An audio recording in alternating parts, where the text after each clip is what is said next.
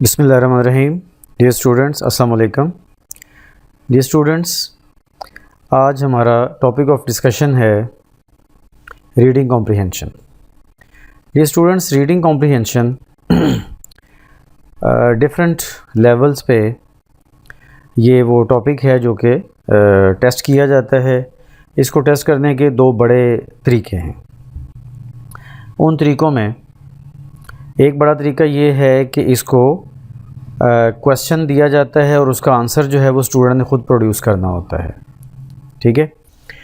और दूसरा तरीका ये है कि क्वेश्चन दिया जाता है और इसके नीचे 4 ऑप्शंस होती हैं, यानी कि मल्टीपल चॉइस क्वेश्चंस हैं। आपने एक किसी भी क्वेश्चन को टिक करना होता है।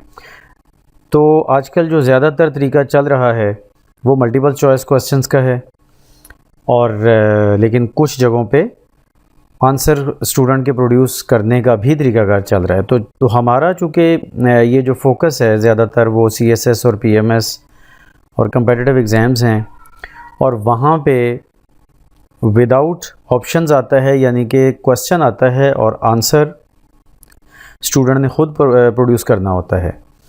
इसलिए फिर हमारी जो आज की डिस्कशन है उसका ज़्यादातर जो फोकस होगा वो यही एरिया होगा कि जब के मतलब वो स्टाइल यही होगा कि जी हम क्वेश्चन को कैसे आंसर करें और उसको कैसे बनाएं और ये सब बातें। तो इस हवाले से सबसे पहली बात, इसको हम 2 स्टेप्स में रखेंगे। पहली बात है स्टेप्स इन द प्रोसेस, और इसके बाद फिर कुछ पॉइंट्स टू रिमेंबर होंगे जो बातें हमने ज़हन में रखनी होती हैं। तो स्टेप्स इन द प्रोसेस में सबसे पहली बात यह है कि आपने स्किमिंग करनी है, यानी कि जनरल आइडिया लेना है। जो भी पैसेज आपको दिया जाएगा उसका आपने जनरल आइडिया लेना है। जनरल आइडिया लेने का तरीकाकार ये है कि आप जो भी पैसेज आपको दिया जाएगा उसकी फ़र्स्ट लाइन पढ़ें, उसके दरमियान में से 1-2 लाइन्स पढ़ें, एंड से 1-2 लाइन्स पढ़ें, तो आपको आइडिया हो जाएगा कि वो किस चीज़ के बारे में है। क्या वो इकोनॉमिक्स के बारे में है, या पॉलिटिकल साइंस के बारे में है, या वो कोई साइकोलॉजी है, क्या है, किस सब्जेक्ट के बारे में है, और उसमें किस तरह की बातें हैं। स्किमिंग, ये सारा काम जो है स्किमिंग वाला वो मैक्सिमम 30 सेकंड्स में हो जाता है। कि चलो 1 मिनट भी हम इसको कह सकते हैं कि 1 मिनट आप लगा लें इस पर, ठीक है।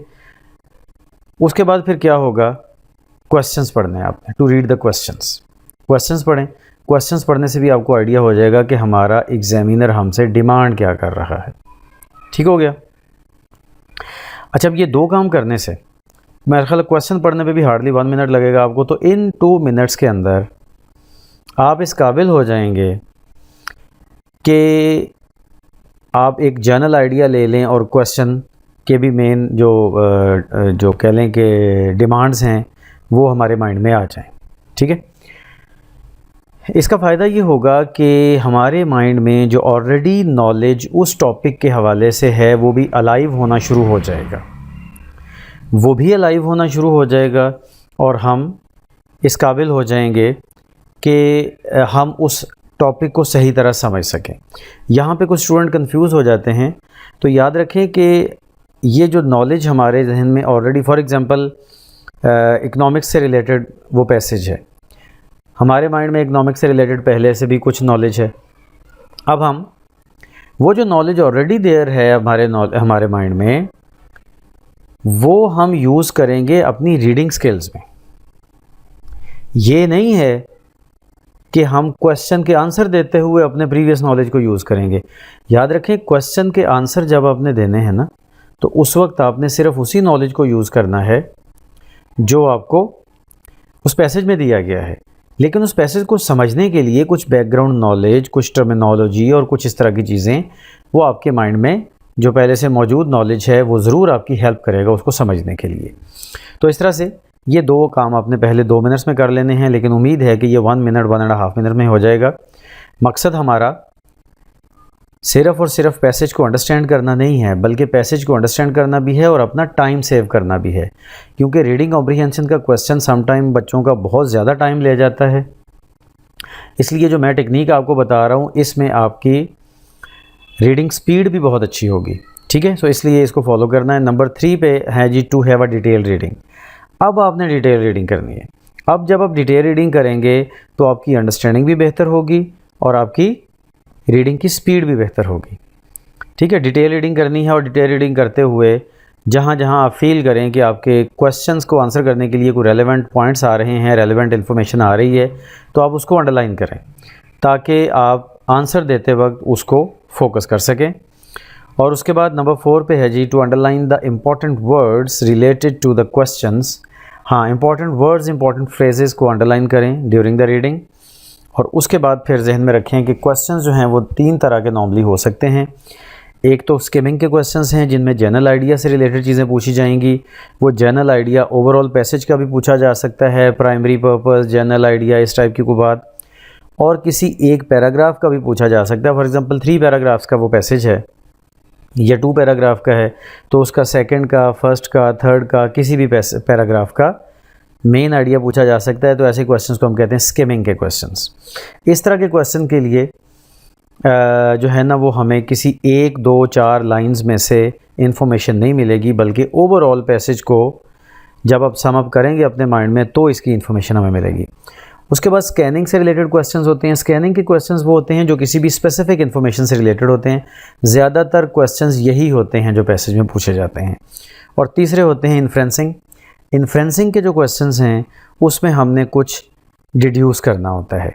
ऐसे क्वेश्चंस के जिनके डायरेक्ट आंसर, बिल्कुल डायरेक्ट आंसर अवेलेबल नहीं होते पैसेज में, बल्कि कुछ ऐसी इन्फॉर्मेशन अवेलेबल होती है जिसकी बेस पे आप ख़ुद कुछ सोच के इसका आंसर दे सकते हैं। ठीक है, आगे कुछ क्वेश्चंस के मैं एग्जांपल्स दूंगा जिससे आपको आइडिया हो जाएगा कि ये किस तरह का क्वेश्चन है। अच्छा, तो इसके बाद अब नेक्स्ट पॉइंट है हमारा कि points to remember while answering the questions.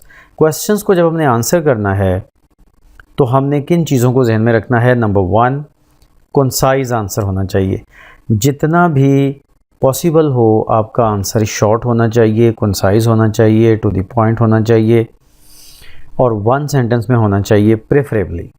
लेकिन अगर 1 सेंटेंस पॉसिबल ना हो, जैसा कि 4 मार्क्स के भी क्वेश्चन आ जाते हैं, तो 1 सेंटेंस पॉसिबल ना हो तो 2 या 3 सेंटेंसेस में आंसर देना भी कोई टेंशन वाली बात नहीं है। लेकिन फिर भी कोशिश यही करनी है कि वर्ड्स हमारे इतने प्रिसाइज और इतने कॉम्पैक्ट वर्ड्स हों कि कुछ भी एक्स्ट्रा ना लगे हमारे क्वेश्चन, हमारे आंसर के अंदर। ठीक है, नेक्स्ट है जी, good use of connectors and conjunctions. Yes, एक अच्छा राइटर जो है वो अपने आंसर्स में हमेशा कनेक्टर्स और कंजंक्शंस को यूज़ करता है। कनेक्टर्स का मतलब मैं अपने स्टूडेंट्स को अक्सर वो एक डॉक्यूमेंट शेयर करता हूँ उनके साथ, जिसमें कि एडिशन को शो करने वाले कनेक्टर्स होते हैं, रिज़ल्ट को शो करने वाले, सीक्वेंस को शो करने वाले, एट्सेट्रा। तो अब जैसा कि सीक्वेंस को शो करने वाले हैं फर्स्टली, सेकेंडली, थर्डली। एडिशन को शो करने वाले हैं in addition, moreover, furthermore, ये सब। ठीक है, कंक्लूजन को या रिज़ल्ट को शो करने वाले सो, देयरफॉर, हैंस, इस टाइप के वर्ड्स।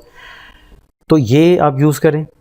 कंजंक्शंस जो होते हैं वो एंड, बट, बिकॉज, सो वगैरह वगैरह ये यूज़ करें, जिससे कि आपको अपने आइडियाज़ को जोड़ने में, जॉइन करने में मदद मिलेगी और आपका जो आंसर है वो ऑटोमेटिकली कंसाइज और टू द पॉइंट आंसर बनता जाएगा। क्योंकि जाहिर है कि जब भी आप एक नया सेंटेंस स्टार्ट करेंगे तो आपको उसका अलग से सब्जेक्ट, अलग से वर्ब, अलग से पूरी उसकी ग्रामेटिकल ओरिएंटेशन को पूरा करना है। जब एक ही सेंटेंस चल रहा है तो उसमें आप एक से ज़्यादा इन्फॉर्मेशन भी अगर ऐड कर देते हैं तो वो इन्फॉर्मेशन बड़ा इजीली आप जो है वो एक ही सेंटेंस के अंदर कम वर्ड्स में मैनेज कर लेते हैं। इसके बाद आगे चलते हैं तो कुछ क्वेश्चंस मैं आपके सामने रख रहा हूँ। What leads to believe that this passage is from a science fiction story?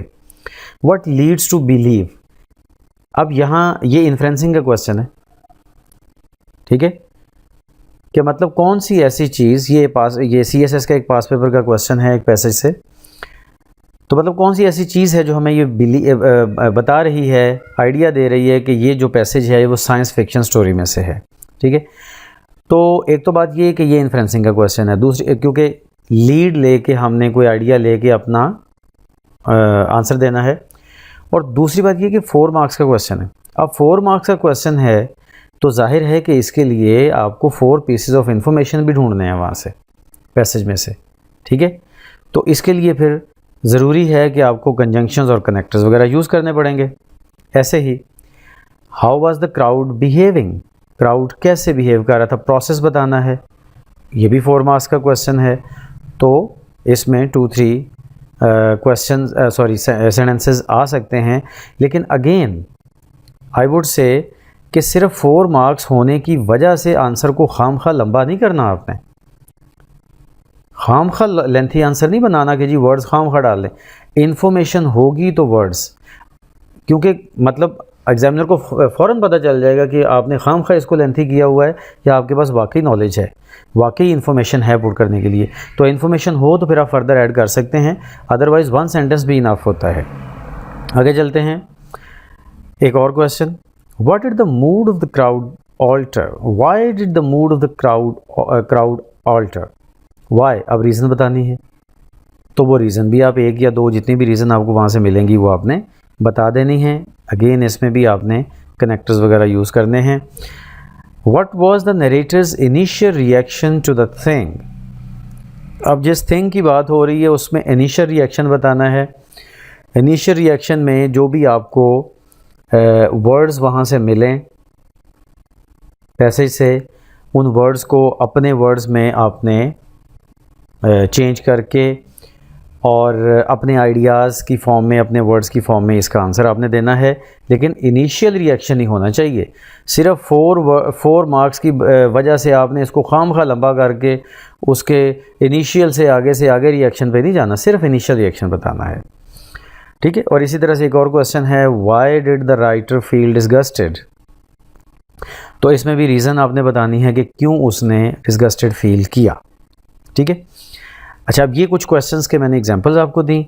अब ज़रा कुछ और गाइडलाइन है। थर्ड गाइडलाइन है जी, answer in the same tense, same tense में आंसर देना है आपने।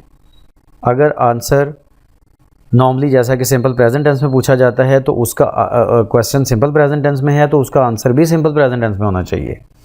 अगर आपका क्वेश्चन जो है वो सिंपल पास्ट में पूछा गया है, क्योंकि समटाइम स्टोरी टाइप के भी पैसेजेस होते हैं, सिंपल पास्ट में पूछा जाए तो आपने आंसर भी सिंपल पास्ट में देना है, ठीक है। तो जितना भी पॉसिबल हो आपने सेम टेंस में आंसर देना है। आगे चलते हैं जी, try to limit your answer in 1 sentence. जी, अपने आंसर को कोशिश करें कि 1 सेंटेंस में हो, लेकिन ज़रूरी नहीं है, आप 2-3 सेंटेंसेस तक भी जा सकते हैं, डिपेंडिंग कि आपके पास रेलेवेंट आइडियाज़ मौजूद हैं पैसेज में से, राइट।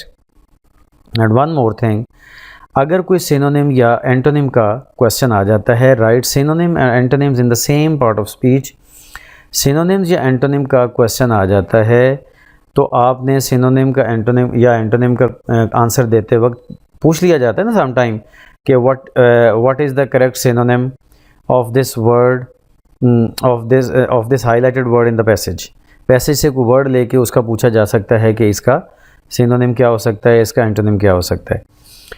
तो जिस पार्ट ऑफ स्पीच में नाउन, वर्ब, एडजेक्टिव, एडवर्ब वगैरह जिस पार्ट ऑफ स्पीच में वो वर्ड है उसी पार्ट ऑफ स्पीच में आपने आंसर देना है।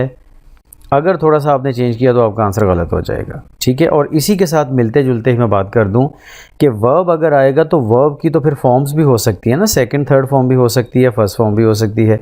तो जिस फॉर्म ऑफ वर्ब में वो वर्ड हो उसका सिनोनिम या एंटोनिम भी उसी फॉर्म ऑफ वर्ब में होना चाहिए, ठीक हो गया जी। ये वो कुछ बेसिक बातें आपसे शेयर करनी थी रीडिंग कॉम्प्रिहेंशन के हवाले से। तो बाकी ये है कि ये तो बातें सिर्फ एक कह लें कि हवाई बातें हैं।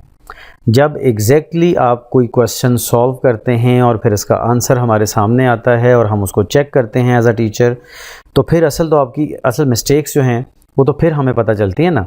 तो बहरहाल ये बेसिक गाइडलाइंस हैं, अगर आप इसको फॉलो करेंगे और इसको प्रैक्टिस करते चले जाएंगे तो बहुत ज़्यादा उम्मीद है इंशाल्लाह कि बहुत जल्द आपके जो आंसर्स हैं वो up to the mark answers शुमार होंगे और आप एक अच्छे राइटर के तौर पर सामने आएंगे और इस रीडिंग कॉम्प्रिहेंशन के क्वेश्चन को आप बड़ा इजीली और परफेक्टली डील कर लेंगे। तो दैट्स इट फॉर टुडे। अल्लाह हाफिज़, see you in the next lecture.